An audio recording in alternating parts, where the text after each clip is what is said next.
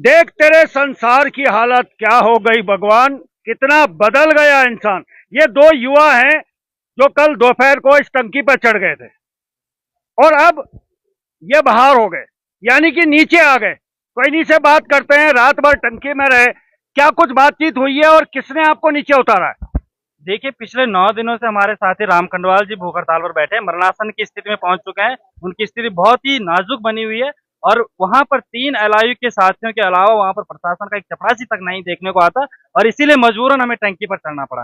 अभी हमारे बीच city magistrate साहब आए हैं, प्रत्युष कुमार सिंह जी, और उन्होंने आश्वासन दिया कि हम अभी आपकी मुलाकात प्रमुख सचिव मुख्यमंत्री जी से करा रहे हैं और प्रमुख सचिव मुख्यमंत्री जी के पास हमारा 5 लोगों का डेलीगेशन जा रहा है। अगर हमारी मांगे स्पष्ट है, मामूली सी मांगे, छोटी छोटी मांगे हैं, पुलिस में आयु सीमा बढ़ाने को लेकर है, फॉरेस्ट गार्ड में आयु सीमा बढ़ाने को लेकर है, वेटिंग लिस्ट जारी करने को लेकर है, हमारी एपीआई स्कोर को खत्म करने की जो है मांग है, और साथ में जो हमारे कृषि और उद्यान विभाग के चयनित अभ्यर्थी उनको ज्वाइनिंग की बात है। छोटी छोटी मामूली मांगे हैं, इन पर मुझे नहीं लगता कि माननीय मुख्यमंत्री जी को गंभीर काम पर लगाने की।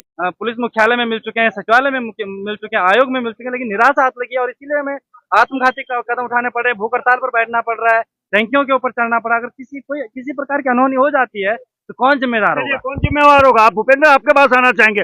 क्या आपको लगता है ये जो कदम आपने उठाया सही है, ये परिपाटी सही है? अगर किसी को भी आंदोलन करना है, हर आदमी टंकी पे चढ़ेगा कि मुझे मुख्यमंत्री से मिलना है, तब क्या होगा? इसके बारे में भी सोच रहे हैं आप? देखिए, हम विवश हैं और ये बड़ा दुर्भाग्य है इस प्रदेश का कि मुख्यमंत्री खुद को युवा मुख्यमंत्री कहते हैं, उनके पार्टी के लोग युवा मुख्यमंत्री करके इतने ढकोसले पीटते हैं और उन्हीं के कार्यकाल में युवाओं को टंकी पर चढ़ना पड़ रहा है। और जैसा आपका सवाल है कि कितना वाजिब ये है, वाजिब है तभी जाकर के आज हमको 20 घंटे बाद सीरियस लिया गया।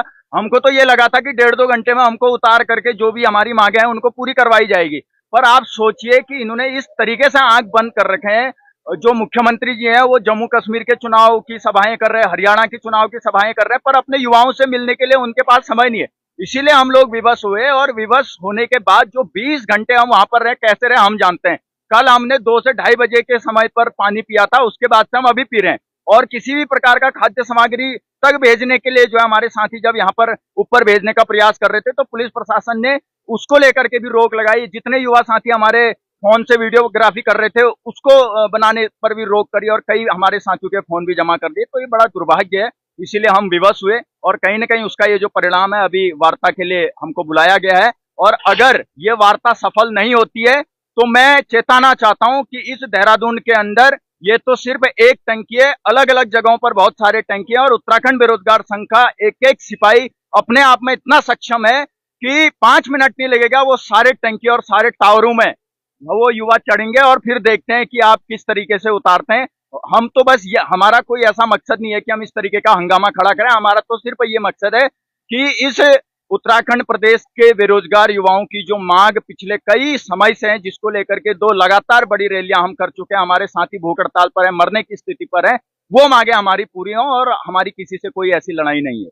सुरेश भाई, थोड़ा अंत में आपसे जानना चाहूंगा, तमाम बेरोजगार पिछले काफी लंबे समय से आंदोलन भी कर रहे हैं, क्या लग रहा है कि आपको मुख्यमंत्री आपकी बात मानेंगे? क्योंकि इस तरह से आप टंकी पर चढ़े हैं, तब अपनी बात मनवा रहे हैं, क्या लग रहा है, मांग मानेंगे या माननी पड़ेगी? अगर नहीं मानते हैं तो क्या करेंगे?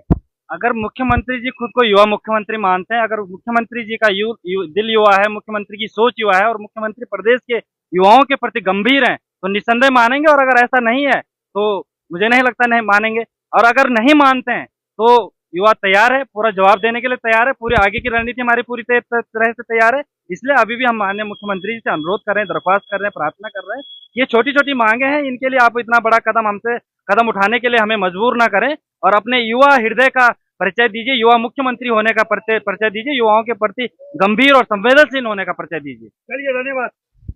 चलिए, इस समय ताजी तस्वीर यही है कि दोनों युवा सकुशल वापस आ गए हैं, लेकिन इन्होंने यहां से एक धमकी भी दी है कि अगर हमारी बात नहीं मानेगी तो तमाम जो बेरोजगार युवा हैं वो हर टंकी पे चढ़ेंगे।